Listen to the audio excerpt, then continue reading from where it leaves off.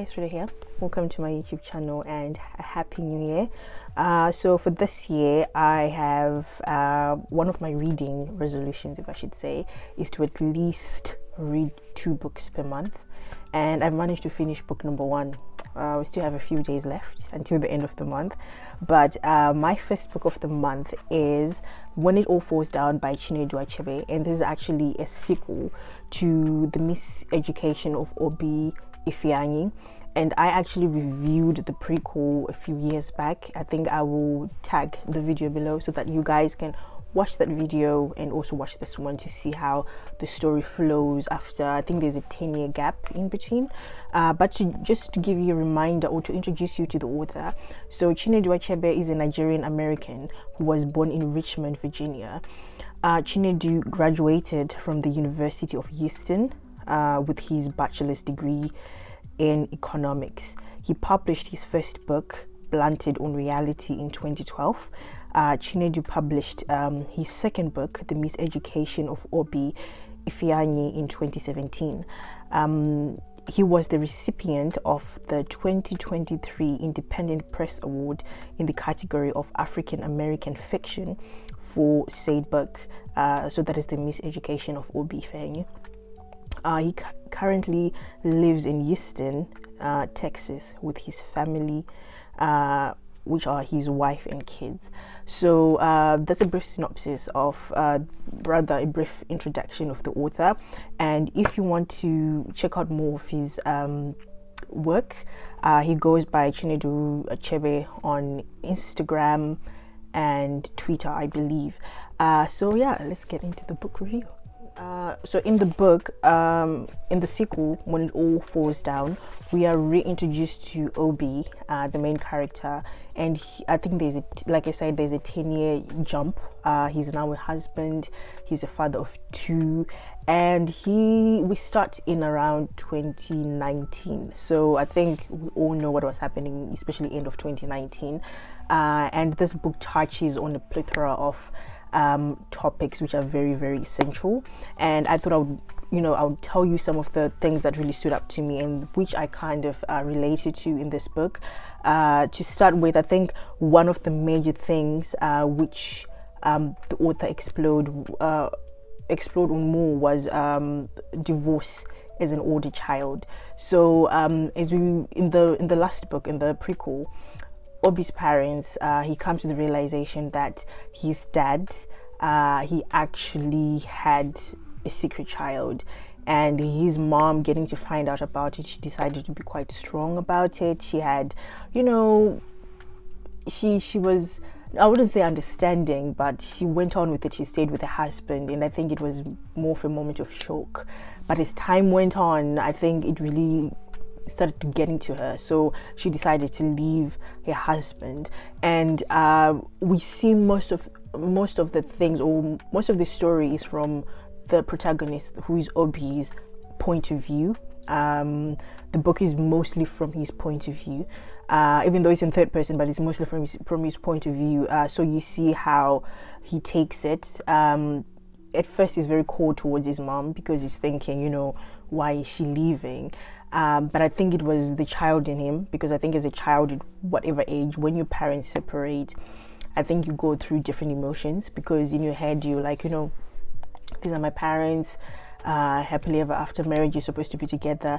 And I think because now he's in his late 30s into his 40s, I believe, he's seeing it differently. Him being a parent now, seeing how his mother was not happy, I think he warmed up to it. But I think the way that he received it at first, for me, it was a bit eye-opening, because I don't think he considered his father's betrayal to an extent where you would understand why his mom had to make that decision.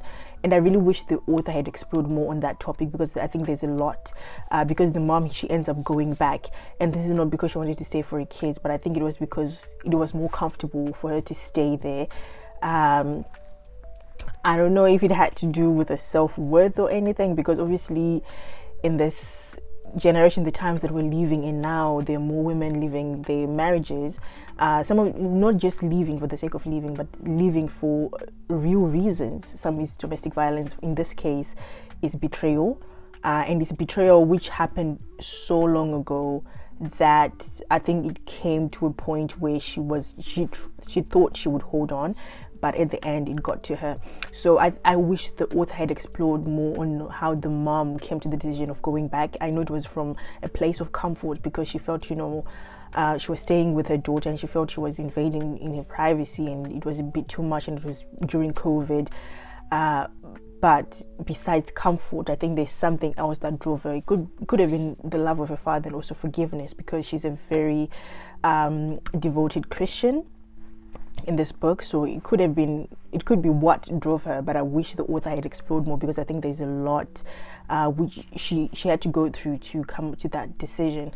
So that is one of the major topics that stood out to me, because from that you could also see how Obi was operating in his own marriage, because as we in the last book, not to spoil it, but he went through ups and downs with his current wife now, with an ex-girlfriend and a child and all of that. So it was more like history repeating itself through generations, if I should say. But in this, you see how Obi now is navigating marriage as a married man, and as a dad, how now he makes decisions different from how he used to make them before. And the topic of marriage also, how he's relating to his wife. You can see the change. He's communicating more, he's more open, he's grown. As before, I think that was a very good title, the Miseducation, because he had to learn so many things in the prequel to this book. And another major topic which came up, which also I feel transcends borders and also touches here in the UK, was subtle racism. So this was a very hard topic and a very hard subject for me. It was very heavy reading this section of the book, and it's actually a reality, because in America we hear so many times about racism. Even here in the UK, here it's there, subtle, and it's institutional racism, most of it. But obviously people, they are out there calling people the N-word, saying go back to your country. You see the racism in America in a different lens, with the George Floyd, Breonna Taylor. We were seeing all this and it was affecting us here. And this is how you see that literature, or I'll say African literature, because I read and review mainly African literature. It literally transcends borders, because the George Floyd thing, it also touched here, because people, like organizations and white people, they started making differences in their companies and all of that. So you can see how it touched also us black people. I remember people were saying, oh, are you okay? Like white friends and all white people that I knew checking up on me, saying, oh, how are you feeling? And this is what also goes on in the book, where one of the recruiting managers, or one of the managers, she's trying to show Obi that he's one of the liberals, and I don't know, it felt very performative, like she was performing, and you could tell, because I think we also, with the black screens where everyone on Instagram companies, and I think majority of them, they've now deleted them, standing in solidarity. But you can see that it's just a performance for some of them. They don't really stand for the cause. So you see that. And one of the things that was very heavy was how the parents, Obi and Kenchi, his wife, sorry about that, had to sit down with the kids. The oldest son is 10 and the youngest is 4, and they had to sit them down and tell them about the realities of being a black person in America. And I think that was very heartbreaking, because I think it takes the innocence from the kids. You want your kids to stay as innocent and to be protected for as long as possible. But for most black people, that is not a reality at all. You have to start teaching kids about racism at a very, very young age. And it's quite heartbreaking, because I think it strips away their innocence, and them being children, because as children you just want to have fun, you just want to explore the world, but then having to live in fear, I think that is a huge injustice. So them having to sit down with the kids, having to take them to the, I think it was a George Floyd march, and also trying to see how the kids are receiving it. It's a lot of work. I know I'm not a parent, but when I was reading this, I was just imagining how much work you have to put into this, and also you have to think about your kids' emotions and what they think, how they're feeling, what the world outside, their friends, what are they saying, if they have friends from other races, how are they interacting with them, all of that. So you have to be intentional when it comes to being a parent, especially in countries where you are a minority. So that was something that really stood out to me. On the matter of racism, the other thing that was like a big factor in this book was American politics.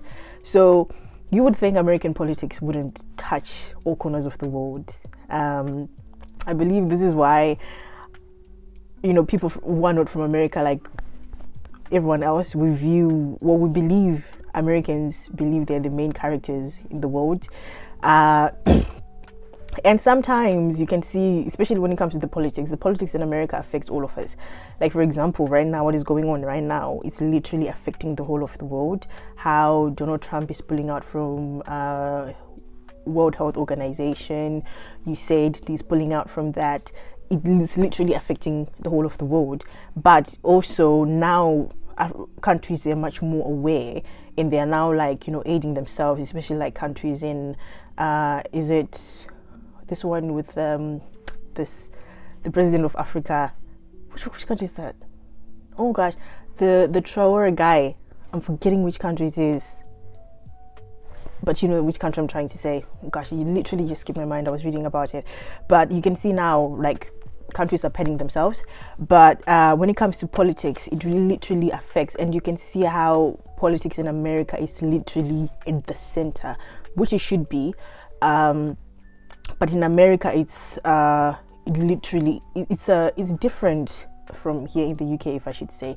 Yes, we have politics and everything, but I think in America it's more amplified, if I should say. I hope this is you understand what I'm saying. I'm not saying it's not important. It's very, very important, but in America it's at a very large scale where everything is political.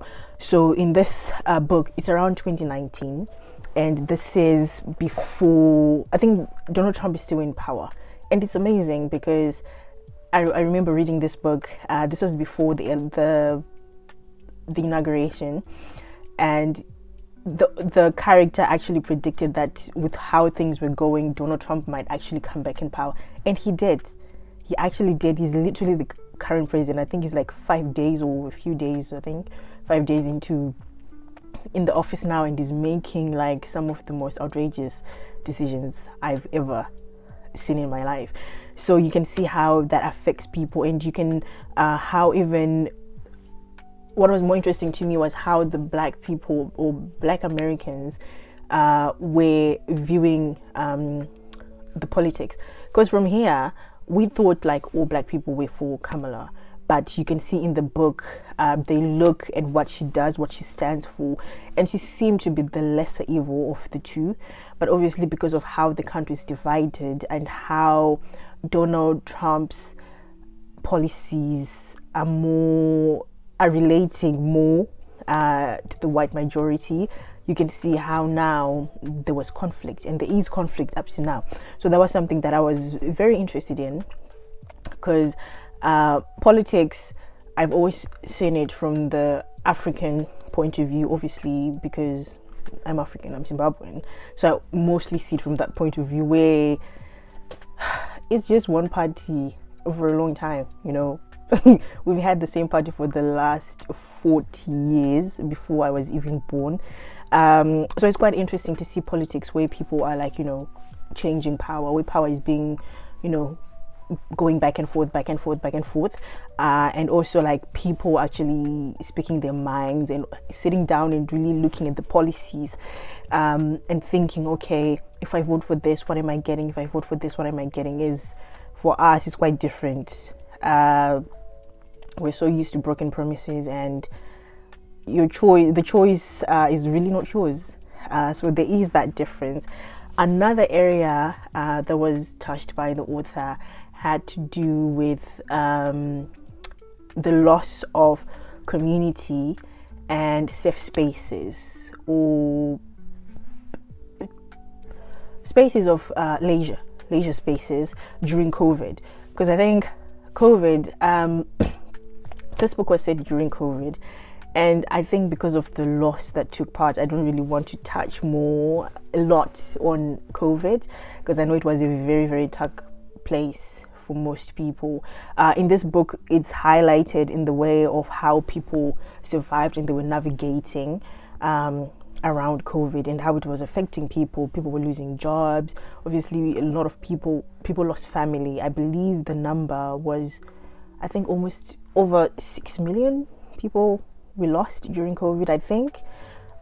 So that was a very devastating period for everyone, I believe.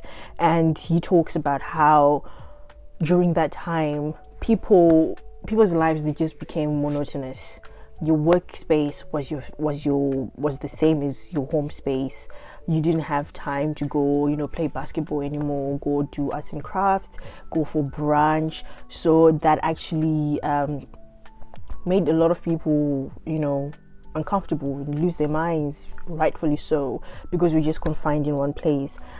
I remember here, people would report you if they saw you walking outside. It was that serious.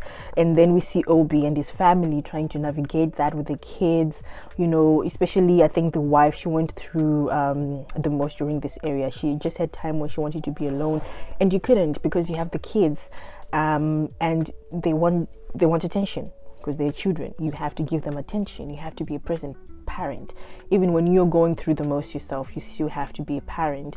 And also they also had to be schooled, because there was now virtual learning. They needed to be schooled, and you needed to pay attention to what was going on too. So you really didn't have time to just sit down and be by yourself. You're just on throughout the day, the weeks, the months during COVID. So I think it affected his wife, Kenchi, more, with how also, like, when she went to therapy, how she was talking to the therapist, she felt she had to hide some things because she was just going through quite a lot. And I think it also affected their sex life, which is a major topic, because it also touched on erectile dysfunction. My God, sorry, slipped my mind there. And this also went on with aging, because I think now Obi is getting into his 40s now, and he's just thinking, okay, life is changing, your body's changing, the way you see things is changing. It's no longer the same as 10 years ago when he was, up and coming, doing this, doing that. Now you have to take your health more seriously. And what was profound, not profound per se, but what stood out was that the characters were a bit more open to talk about the challenges that come with aging when it comes to sex in marriage, because also his friend slash stepbrother-in-law was also going through a period where he was just like, no, it's no longer the same anymore. And this is actually something that happens as men become older, and there are a lot of causes for this. So I really appreciate that more black male slash African authors are writing more about it, because mostly I see it in women, because most men, they're like, nah, it doesn't happen. I don't have that problem. I don't think it happens. I don't think there's such a thing. So it was actually quite refreshing to see it from a man's point of view. And there was also the topic of male and female friendships, because I think during COVID, now that Obi was at home all the time, he had to reflect on how a friendship is a relationship, so it needs work. You need to cultivate, you need to put in the work. I know people are like, oh, put in the work, but yeah, you do. With every friendship, you need to. I know people are like, oh, people are very quick to cut people off. And in some cases, yes, you do. But I feel like with friendship, especially with people who you have the same goals, you get along, they bring something into your life. I think you need to cultivate that and put in the work, because for you to build a community, you need to do the work. Because with our families, with the older generation, our parents, our grandparents, they did that. They would visit each other, they would talk. Even before phones, they'll just go visit each other, all of that. But I think for us, obviously, because of technology and some of the advice we're getting from people about cutting people off quickly, I think with friendship, you really need to be intentional. Because as human beings, we need a community.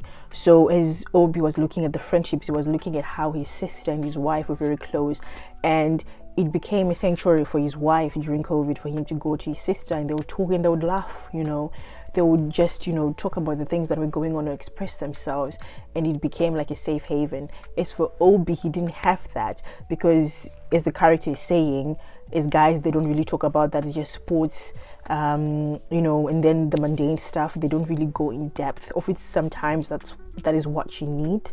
And he was reflecting on that and thinking, that's something that we need to do. And I think we also see it with his father, the way that he communicates with his father.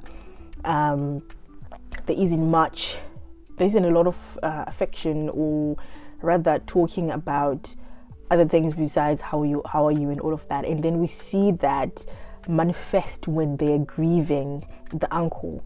His dad, he was just fainting, and because he couldn't really express himself. I believe it was because of also men not taking the time to know how to express their emotions. Because I know there's this debate that they can't really express their emotions. I have a brother, and I tell him, if you want to cry, please by all means cry. I'm not going to judge you, because crying is a release. It's very nice, when you cry, you let everything go. I know, like a couple of years ago, I used to have a crying calendar, and I would set time to cry. I think I need to get back to that. I haven't really been having much to cry about, thank God for that, but I used to have that. But thank God for growth, and obviously because right now I'm just taking my spiritual journey more seriously, so that has been helping. But I used to have a crying journal where I'll be like, okay, after I do this, I'm gonna go home, I'm gonna cry. And it helps, because I think it releases a lot of things from you, and then even your mind, it becomes clearer, and you're able to think more. You become more logical, and also like you're in touch with your emotions. So I think we would see that manifesting, like, because this is like a series of events, when you're not talking about it, and then when it comes, when you're not forced to express it, you don't know how to do it, and then the body's like, okay, I'm going to express it the way that I want to express it. So I think these were very important subjects. And also it touched on death, loss, and grief. The death of Kobe Bryant, when I saw it, it's like I was reliving it. Kobe Bryant and Chadwick Boseman, because in America, because I could really see like how in America entertainment is a huge factor, and it affects the people there, especially Black Americans. I just learned I think there's a difference between Black Americans and African Americans. So I'm just trying to be, careful about how I say it, because apparently there's a difference. I didn't know this. So you could see how the death of Kobe, it made Obi realize that life is fickle. You could go, like, even for me too, I was just thinking I could literally just go. Like after this video, I might not even be able to upload it. Anything can happen. Excuse me. Anything can happen. And also like with Chadwick, how he was, a big part of our lives, and it also affected us here. I remember even my friends back home in Zim, they were really affected by it. So you can see how art transcends borders. There's just this connection, and also like how they were grieving it, like people talking about it, then you coming into realization that anything can happen in life. Obi realizing that he needed to hold his he needed to look at life differently, because I think it's a bit selfish when someone dies and then you're like, oh my gosh, I'm holding my family closer. Like, it's not about you right now. Can we just, let's look at the person. Let's extend, our hearts to that person. But it made Obi realize that, anything can happen, and I think it made him even more intentional with the way now he was communicating with his wife, with his kids, and also with his uncle, who ended up being ill, and also with his sister and his mom. I think he became even more intentional with that. So I would say I've really seen significant growth in Obi from the first book to this book. It seems like it's going to be a trilogy from how it ended, which I did not see coming, by the way. I was just okay. I was not expecting the ending. I was just like, okay, this is a bit too much. And yeah, it really lived true to the end, to the title, when it all falls down, because it really did fall down. So yeah, I would recommend this book if you're someone who likes reading about Black Americans, if you like American politics and the views of different Black people, because even his wife, Obi and his wife, I think they had different views when it came to politics, which was quite refreshing, and they were able to sit down and really talk it through, as in, where's this person coming from, why do they believe this, and all of that. So that was very interesting to read about. And if you are someone who likes reading about American Nigerian, is that Black American, African American, I'm not sure, but in the first book, I think it's more highlighted in this book with the wife, how she struggled with being Nigerian American. And I think that's something that most people who are born in the diaspora or who came to the diaspora when they were very young, they struggle with. I struggled with this 2 years in. I came in when I was way older, but I still had this identity crisis that I went through. So if you're someone who likes those kind of topics, marriage in different stages, highly recommend this book if you enjoy it. For me, I think I don't know, I think like African literature from back home is really ruined me because of all the drama and all of that. So I did like reading this, but I don't think it's the book that I usually go for. But this time around, I'm going to be trying different books by different Black authors, and I think that's very good. That's very good to give other genres an opportunity. And yeah, that is my way of growing when it comes to reading. So thank you so much for watching my video. I hope you enjoy. I will tag the link to the first video, which I did a few years ago, for you guys to watch. But by all means, please support Black authors, especially those who are upcoming or those who've been in the game for long but they're not mainstream. Your support means a lot, and yeah, please make sure you support us, because we write these stories and your feedback really means a lot. I'm saying this as an author and also as a reader. Feedback matters when you're a writer. So thank you so much for watching this video. I hope you have a blessed day, and bye.